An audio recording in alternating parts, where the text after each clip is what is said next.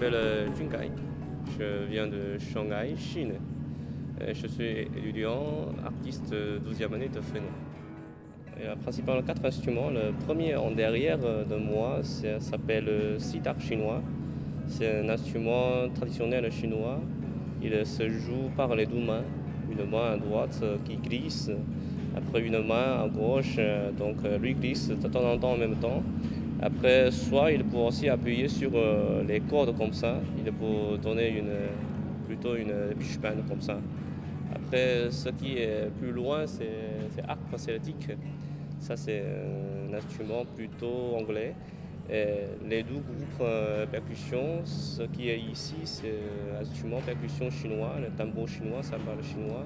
Ce qui est l'autre côté, c'est caisse claire et deux petites cloches.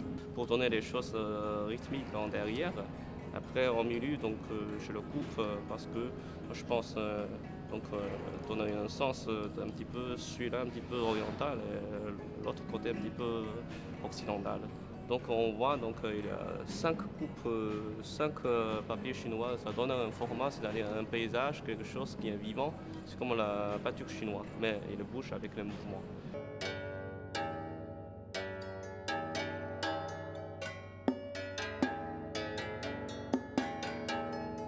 Le maquillage, d'abord kabuki, c'est le thème théâtral japonais. Voilà, chanter, danser, et donc dans la technique habillée spéciale. Mais ce que moi j'ai appris, c'est le maquillage chinois dans la catégorie opéra pékinois en fait. Donc c'est très traditionnel parce que le maquillage est un petit peu rouge, blanc, surtout c'est pour un rôle qui joue le kung fu. Donc en chinois ça s'appelle Sun.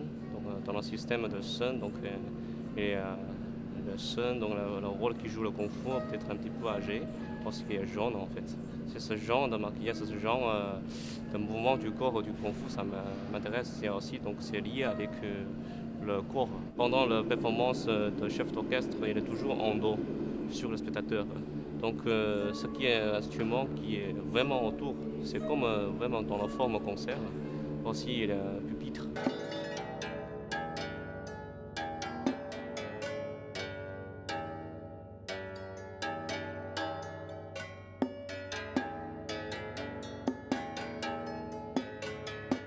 Pour le système automatique là-dessus, ce qui est comme un moteur, comme le petit marteau, oui. C'est moi je l'ai appris moi-même pour faire tous les systèmes électroniques, oui, de composants. Aussi, il y a plusieurs choses dans mon stock au cas où, là, pour les choses qui sont fragiles, comme les cordes souvent, qui s'est cassé, mais jusqu'à aujourd'hui, ça va, il est solide. Pour le petit moteur, oui, on a plusieurs pièces aussi.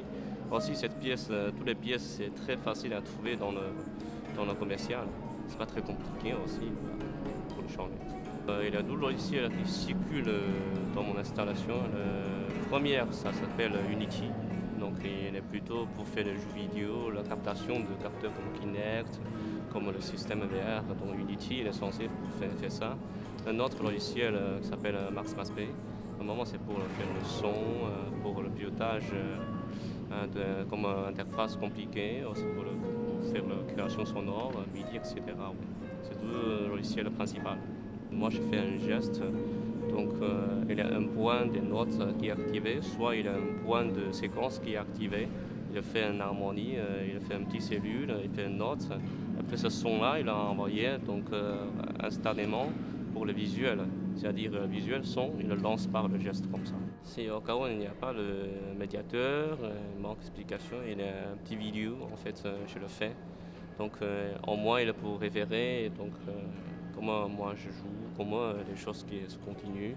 Au moins il a une vision là-dessus, comme ça pour lui aider pour créer leur propre geste avec les mouvements du corps.